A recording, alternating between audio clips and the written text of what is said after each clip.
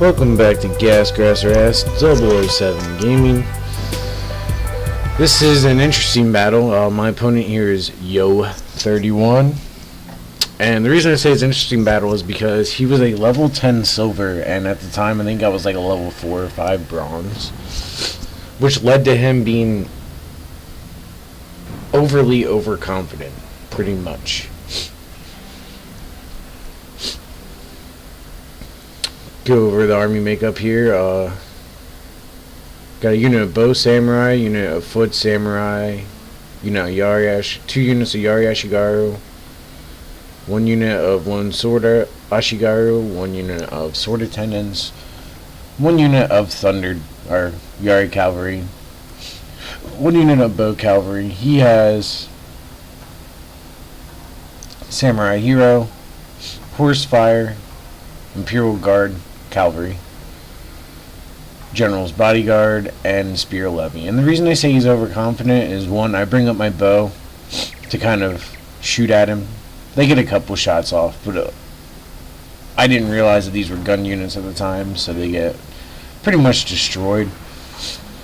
But yeah, he just charges in. He takes his cavalry, thinks, alright, I'm going to have the hill advantage, so I'm going to win, you know, that kind of thing.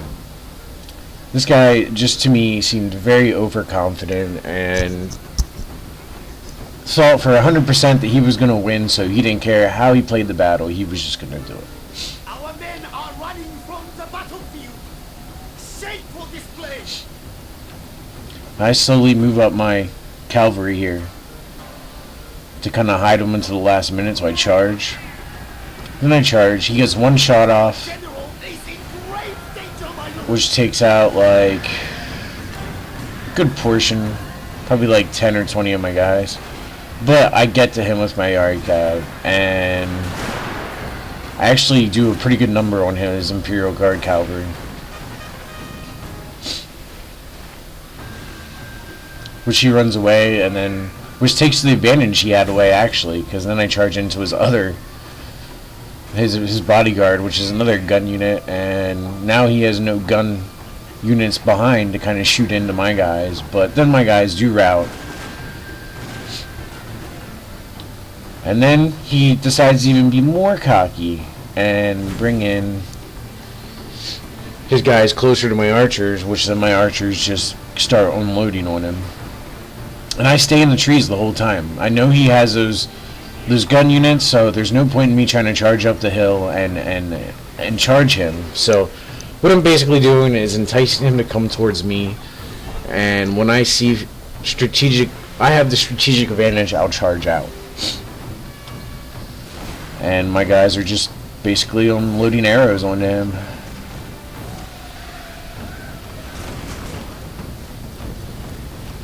As he gets closer, I did spread out my units then.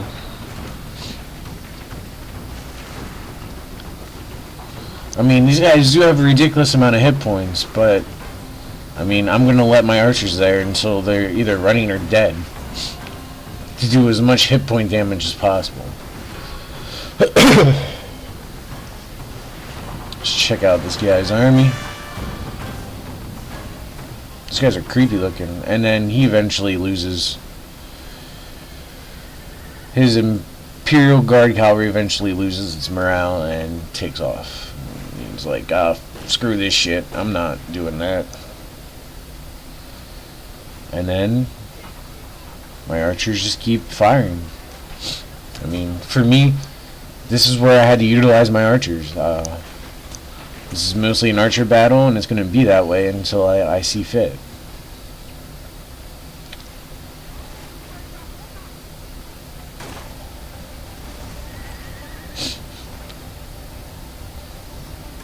He was trying to move his spear levy over to try to either capture or do whatever else, but at this point my army is significantly bigger than his, so the morale, every volley of arrows that goes into his men, his morale is just going to go down. I mean, he even had to use rally right there just to make sure that his men, and I used rally too to make sure my men wouldn't run away. So, I mean, this is just a battle of wits at this point. He thinks he's going to win just because he has the superior units, the leveled up units, and I know that's not the case. He turns this way to give his units back up, and that's when I decide, alright, time to charge. And I take my 2 spear units and charge in. I think I do eventually charge in my my 2 melee units. And then he runs away, which was actually kind of smart. But in his point of running away, 1, he has no line of fire to me through the guns that he has, and 2, it gives me time to reposition my army. So like I said before, sorry about that. Like I said before, if you're going to retreat, make sure you don't give the opponent time to reposition their army, because they're going to reposition at a better strategic point, and it's eventually going to lead to your downfall. Which is what it did to him. He took off, leaving nobody there to stop me, and I just moved my army. I slowly moved to where I can shoot at him. I slowly moved to where I have the advantage, or the advantage is equal. I don't cough all day, and then when I'm trying to do this video, I cough and have to clear my throat like all the time. This is a nice little quick battle, and it just goes to show, I wanted to show you guys that just because you're a level 10 silver or level 10 whatever color level 10 you may be over the bronze characters, don't just discredit, don't underestimate your opponent no matter what. Never do that, because if you underestimate your opponent, they're going to win and you're going to lose. You're going to make mistakes. Always, no matter what level they are, no matter how stupid they look when they're doing things, always, always, always. I actually used my spearman as cannon fodder right there for my bowman. But always, always, always go into a battle expecting him to be better than you. That's what I always do. Now my bowmen are actually starting to wear out. They have no ammunition. So at this point, I know his spearmen are there. So I just charge those spearmen over to try to entice those spearmen to come out, which I'm hoping will entice his horses, which it does, to kind of, alright, oh, I'm gonna flank him or something like that. So basically, I just baited him into attacking right here. Which meant I didn't have to chase his horses because he tried to flank, and then he made another dumb move. And I don't know what he was thinking, but I had my spearman right here, and then he charges into this. That gives my spearman, if I notice it, that gives my spearman time to come in and flank, do a hammer and anvil, and right there it is. I'll show you the charge, close up. Here comes my hammer and anvil.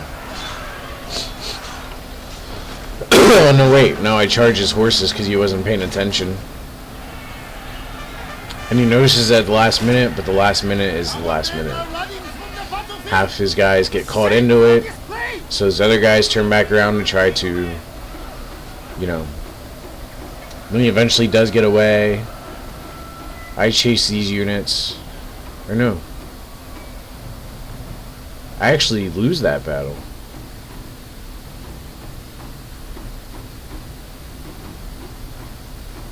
I'm okay with losing. I saved it because it was a pretty epic loss, but like I said, some of these I don't remember what I did, and I do watch like more than half the video before I record it for you guys, but you know, I don't want to spend too much time. I want to try to get everything done in a timely manner, because saving it from the file that Frapp saves it in to a WMV takes a long time, and then after that uploading it to YouTube takes even longer. So, you know, I try to do these things in a speedy amount of time, try to watch most of the replay by myself before I talk to you guys, so I know a little bit of what's going on, but a lot of times I won't know the end result. So I was actually a little surprised there. Don't really understand how I lost that, but it was an epic loss nonetheless. And honestly, I think instead of going after his horses, that's where I made a mistake. I should have hammer and anviled him with his unit and got him from the back. But that's a mistake I made. I realize it now, and you know, when you lose like this, you don't have to be disheartened so much. I mean, there's times where I'll get in the game where I'll lose like oh, excuse me. There's times where I'll get in the game where I'll lose like 3 or 4 times in a row, and that'll actually make me kind of mad because, you know, I'm doing everything somewhat the same, where I'm beating these people that are way level higher than me, way more sophisticated in their strategies and things like that, and I'm beating them. And then I'll log on one day and, you know, I'll lose 4 matches in a row against people that really aren't that good. So it goes to show that, you know, never underestimate your opponent and don't always expect to win just because you're better. Excuse me, I don't know why I do that when I'm talking to you guys. I don't do it the rest of the day, I just do it then.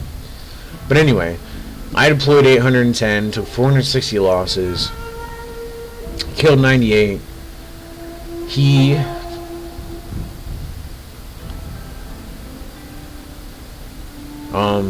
deployed 270